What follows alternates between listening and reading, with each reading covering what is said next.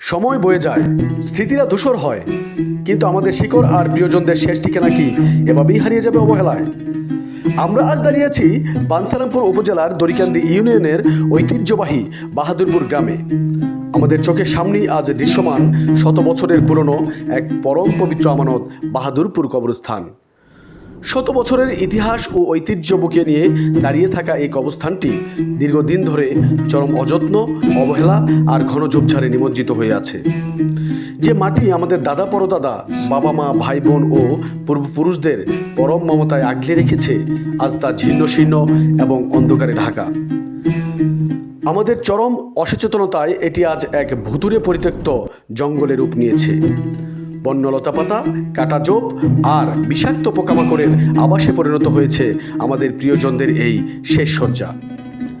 আমরা যখন আমাদের ঘরবাড়ি আধুনিক আলোয় সাজাই, তখন আমাদের পূর্বপুরুষদের এই ঠিকানা অন্ধকারে ডুবে থাকে। আমাদের বিবেক কি সত্যি এই দৃশ্য মেনে নিতে পারে? না, না, আর অবহেলা নয়, আর নয় কোনো উদাসীনতা। তরুণদের উদ্যোগ ও আমাদের মহাপরিকল্পনা ঘুমন্ত বিবেককে জাগিয়ে তুলতে এবার ঐক্যবদ্ধ হয়েছে বাহাদুরপুর গ্রামের সর্বস্তরের আপামর জনতা ও প্রাণোচ্ছল তরুণ সমাজ।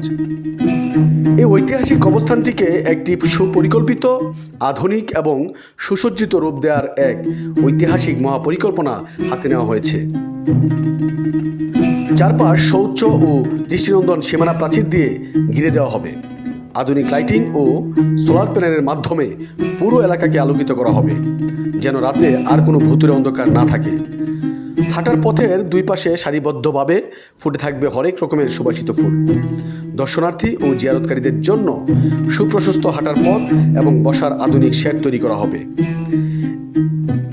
এই সুসজ্জিত রূপটি কবরস্থানটিতে নিয়ে আসবে এক স্বর্গীয় শান্তিময় আবহ, যেখানে এসে প্রিয়জনদের জন্য হাত তুলে দোয়া করার সময় অন্তরে এক পরম প্রশান্তি মিলবে। তবে এই মহৎ, ঐতিহাসিক এবং বিশাল কর্মযজ্ঞ একা কারো পক্ষে বাস্তবায়ন করা সম্ভব নয়।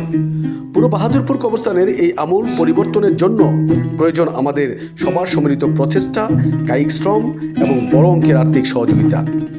দেশ এবং প্রবাসে, মধ্যপ্রাচ্য, ইউরোপ, আমেরিকা সহ পৃথিবীর বিভিন্ন প্রান্তে অবস্থানরত দড়িকান্দি ইউনিয়ন তথা বাহাদুরপুর গ্রামের সর্বস্তরের প্রবাসী ও সচ্ছল ভাই বোনদের কাছে আমাদের আকুল আবেদন, আপনার সামর্থ্য অনুযায়ী এই উন্নয়ন কাজে আর্থিক সহযোগিতার হাত বাড়িয়ে দিন।